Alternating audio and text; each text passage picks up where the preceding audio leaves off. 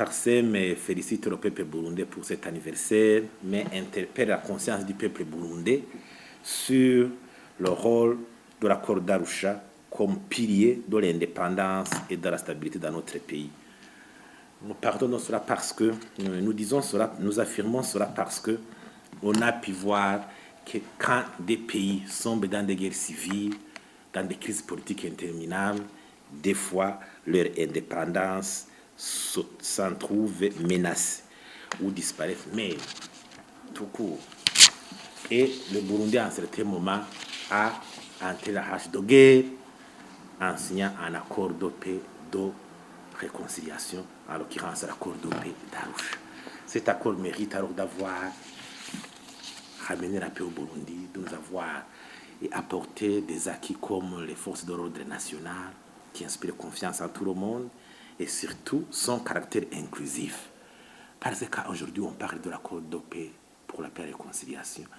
Même les accords de cessez-le-feu entre le gouvernement de l'époque et les mouvements armés de l'époque en font partie intégrante. Donc c'est un document global de paix pour notre pays.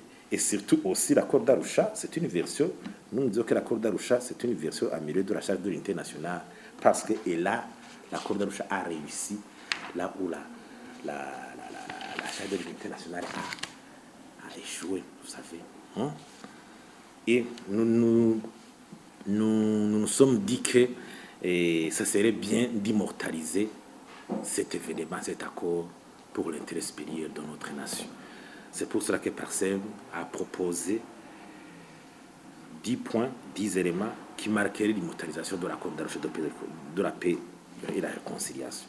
Premièrement, il faudrait organiser des séances de sensibilisation sur le contenu de l'accord, sur son importance et ses mérites, à l'endroit de la population en général et à la jeunesse en particulier. 2. Déclarer la date de sa signature, je crois, le 28 août 2000, jour chômé et payé, où le président de la République aussi devrait s'adresser à la nation et organiser une semaine dédiée à la paix ou des conférences publiques dédiées à la paix.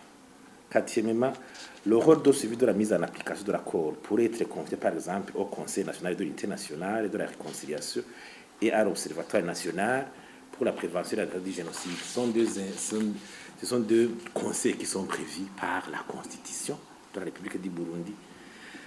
5. Chercher à célébrer l'un des acquis obtenus grâce à l'accord d'Arusha, très important. Un acquis majeur, c'est l'avoir retrouvé des forces de défense, de sécurité qui inspirent confiance. Ce jour serait dédié aussi à l'armée et à la police nationale, et le président de la République pourrait déposer une gerbe de fleurs au monument du soldat inconnu construit à cet effet. Le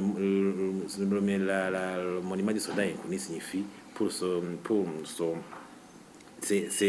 il serait érigé en mémoire de tous les soldats armés, réguliers, anciens combattants tombés au champ d'honneur pendant la guerre.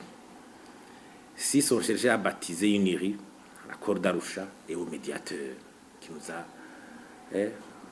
permis d'arriver à cet accord, en l'occurrence Nelson Mandela. 7. Construire un mémorial de la paix qui nous permettait de nous souvenir des victimes, honorer la mémoire des victimes, toutes tendances confondues, des crises antérieures.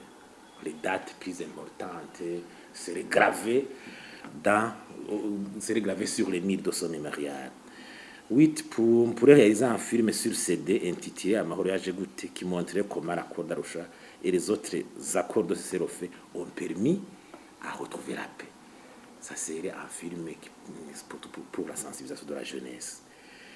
Et en fait, faire un concours national de la chanson à la gloire de cet accord pour la paix et la réconciliation, et surtout aussi introduire dans le cours de civisme la place de cet accord dans le retour de la paix. Comme ça, on permettait à la jeunesse de savoir que le Burundi a entré définitivement la hache de guerre, qu'il a voté pour la réconciliation, la cohabitation pacifique, et pour baliser à tous ces politiciens aux intérêts sectaires de faire tomber encore une fois notre jeunesse en la manipulant dans des histoires de guerre qui sont sans lendemain.